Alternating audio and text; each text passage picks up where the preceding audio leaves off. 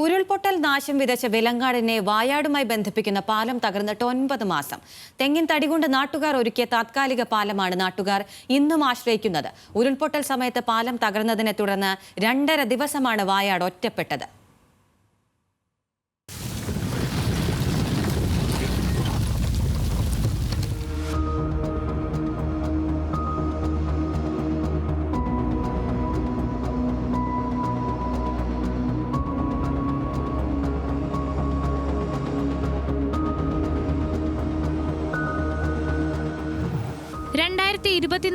ചൂരൽമലയിൽ ഉരുൾപൊട്ടിയ അന്നു തന്നെയാണ് കോഴിക്കോട് വിലങ്ങാടും ഉരുൾപൊട്ടലുണ്ടായത്.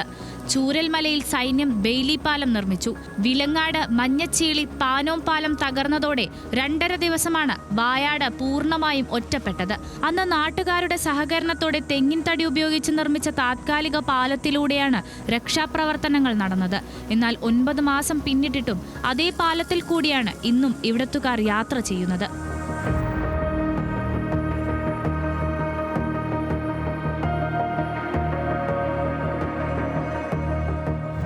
നിലവിൽ പാനോം, മഞ്ഞക്കുന്ന്, പുല്ലുവ ഭാഗങ്ങളിൽ നിന്നും വിലങ്ങാട്ടേക്ക് എത്താനുള്ള ഏക താത്കാലിക വഴിയാണ് വിലങ്ങാട് പാനോം റോഡ്.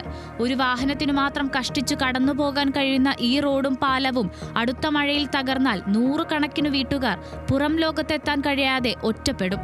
ഉരുൾപൊട്ടലിൽ തകർന്ന പാലങ്ങൾക്ക് വേണ്ടി തുക നിശ്ചയിച്ചിട്ടുണ്ടെങ്കിലും നിർമ്മാണ പ്രവൃത്തികൾ ആരംഭിച്ചിട്ടില്ല. വിലങ്ങാട് ടൗണിലെ പാലം എന്ന് പറഞ്ഞാൽ പഴയ ചപ്പാത്താണ്. എത്രയോ വർഷങ്ങൾക്ക് മുമ്പ് ഉണ്ടാക്കിയ ഒരു ചപ്പാത്താണ്. അത് പൊളിച്ച് പുതിയ പാലം നിർമ്മിച്ചിട്ടില്ല എങ്കിൽ വീണ്ടും മഴ വരുമ്പോൾ ബുദ്ധിമുട്ടാണ്. അതൊക്കെ അവിടെ പരിശോധിച്ചാൽ മനസ്സിലാവും. ഇതിനു മുമ്പ് അവിടെ ഒരു സൈഡ് പോയിട്ട് 2 പൈപ്പിട്ട് അവിടെ സെറ്റ് ചെയ്തിരിക്കുന്നതാണ്. അവിടെ പ്രത്യേകിച്ച് വെള്ളം കയറാനുള്ള കാരണം എന്ന് പറഞ്ഞു കഴിഞ്ഞാൽ മരങ്ങളോ എന്തെങ്കിലും ഒഴുകി വന്നു കഴിയുമ്പോൾ ഈ പൈപ്പിൻ്റെ സൈഡിൽ വന്ന് തട്ടി ബ്ലോക്കാവും. ബ്ലോക്കായി കഴിയുമ്പം ഇതിനുള്ളിലേക്ക് വെള്ളം പോവില്ല. അവിടുന്ന് വെള്ളം പൊന്തി ടൗണിലേക്കും തൊട്ടടുത്തുള്ള കടകളിലേക്കൊക്കെ വെള്ളം കയറുന്നു. അതാണ് അവിടെ ഇപ്പോൾ നിലവിലുള്ള സാഹചര്യം. അത് എത്രയും പെട്ടെന്ന് പൊളിച്ച് പണിതാൽ മാത്രമേ ആ ഒരു പ്രശ്നത്തിന് പരിഹാരം ഉണ്ടാകുകയുള്ളൂ. 1-2 മാസം കഴിയുമ്പോൾ മഴ വരികയാണ്. ആ പ്രദേശത്തെ ജനങ്ങളും ഈ വിലങ്ങാട് ടൗണിലെ ആളുകളും ആകെ ആശങ്കയിലാണ്. ആ പാലം അവിടെ നിർമ്മിക്കാതെ ആ വെള്ളം പോകാനുള്ള സാഹചര്യമില്ലാതെ ഞങ്ങൾ ആകെ കഷ്ടപ്പെട്ടിരിക്കുകയാണ്. അവിടെ ഇപ്പോൾ കഴിഞ്ഞ ഉരുൾപൊട്ടൽ ദുരന്തമുണ്ടായ സ്ഥലത്ത് വീണ്ടും മണ്ണുകളും തിട്ടുകളും ഇങ്ങനെ ഇടിഞ്ഞു വീഴാറായി നിൽക്കുകയാണ്. അത് ഈ മഴക്കാലത്ത് താഴേക്ക് പോന്നാൽ വളരെ വലിയ ഒരു അപകടം ക്ഷണിച്ചു വരുത്തുന്ന ഒന്നായി മാറുകയാണ്.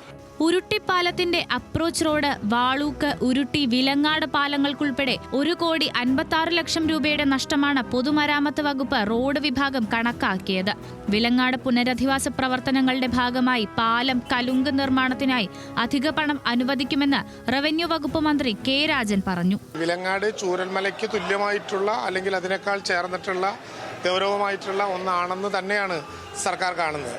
അതുകൊണ്ട് വിലങ്ങാടിലെ എല്ലാ വിധത്തിലുമുള്ള സഹായങ്ങൾ തുടർന്ന് ചൂരൽമലയിൽ എല്ലാ വിധത്തിലുള്ള സഹായങ്ങൾ തുടർന്ന് വിലങ്ങാടിന് നൽകും എന്ന കാര്യത്തിൽ ഒരു സംശയവും വേണ്ട. ദുരന്ത ബാധിതമായിട്ടുള്ള 4 വാർഡുകളിൽ ചില തകർന്ന പാലങ്ങൾ, അതുപോലെ തന്നെ കൽവർട്ടുകളൊക്കെ അടിയന്തരമായി നിർമ്മിക്കേണ്ടതുണ്ട്.